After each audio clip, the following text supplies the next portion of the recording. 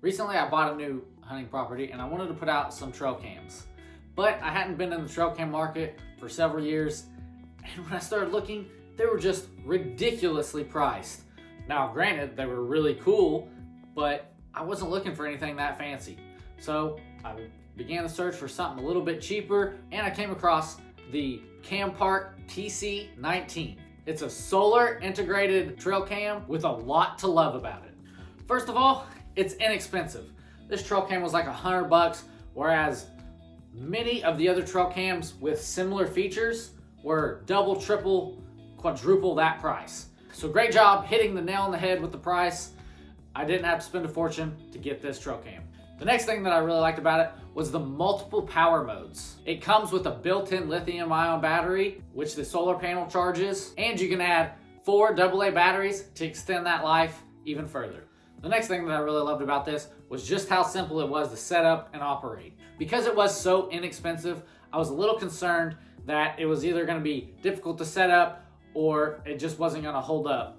And thankfully, it was not difficult to set up. I haven't owned it long enough to know just how long it's going to last me, but by the looks of it, it's going to last a while. And that leads me to the next thing that I really liked about it, and that's that it was waterproof. A trail cam has to be waterproof, period. I'm not going to worry about it getting rained on and not working after it gets rained on. So if it's not waterproof, I'm not going to buy it. Here in Oklahoma, we've got a mix of crazy weather every early spring, late winter, and this experience that I haven't had it like in the heat of the summer yet, but it's handled the weather that I've had it in so far.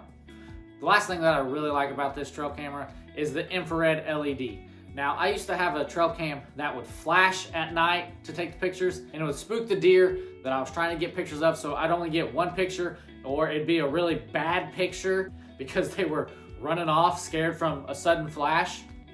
And it gave away where my trail cam was located, and somebody came and stole my trail camera. So I really don't want a flash on my camera anymore, hence why I love the infrared LEDs so much more than the traditional flash. Now, as much as there is to love about this trail camera, there are a few things that I just wasn't impressed with. I already mentioned the first thing, and that's I just simply haven't owned it long enough to know how well it's gonna hold up. The next thing that I was kind of bummed about is that it didn't come with the wall charger. It came with a charging cable, but no wall adapter to plug it in. Now granted, I've got USB wall chargers, but that's a very easy thing to add to the packaging. Another thing that I didn't like was the loop recording feature. This automatically overwrites your old data, so you're always getting fresh new pictures. That's great, but sometimes I want to save those old pictures, and if you don't get to it in time, then it's just going to automatically delete it and you're not going to get to keep them. So while I understand why you would do that, and some people might love this feature, it was a con in my opinion. And the last negative that I'm going to talk about is the photo quality and the build quality. Because it's an inexpensive camera, you can't expect National Geographic level photos, nor can you expect it to last for the next 50 years. Granted, it might.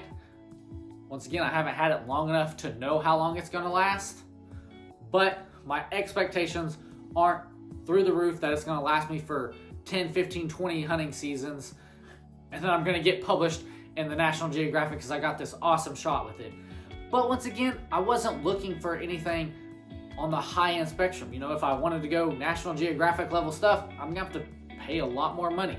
I think it nails it right on the head with the photo quality and the build quality and the price. If you're in the market for an inexpensive trail cam, I do recommend checking out CamPark, see their selection. They've got more than just the TC19, so if you're looking for a little bit more expensive trail cam, they've even got you covered there. Thank you for watching. I'll catch you in the next video.